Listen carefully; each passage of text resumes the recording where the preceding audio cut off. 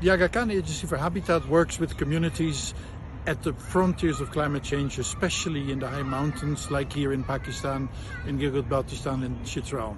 And we do that because we believe that people who live in those areas, despite the fact that climate change makes the risks of living there more and more difficult, they can still have a good life if we find a way to work together with those communities and science to make their lives better.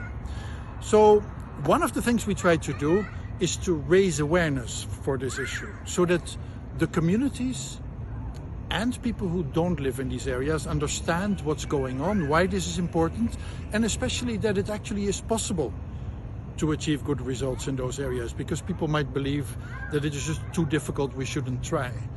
And therefore, raising awareness is essential. We work with the university, the Aga Khan University, on the Voices of the Roof of the World documentary series to show how many things are affected by what's going on in the mountains, in the case of Pakistan, in the north.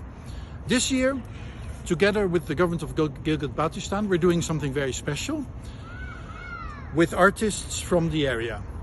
We are organizing, in the context of the Winter Festival in Gomit, an exhibition of ice sculptures. At least that's what we're thinking. But in fact, climate change is progressing so rapidly that this year there's not enough ice to make all the sculptures that the artists wanted to make.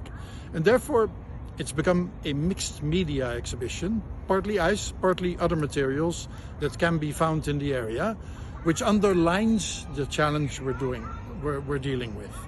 I would encourage all of you to go and see it and understand what is going on in the mountains and maybe get some understanding of how important it is. While you're there, you can see where people live in these areas and how, on the one hand, it's beautiful, on the other hand, it's very difficult.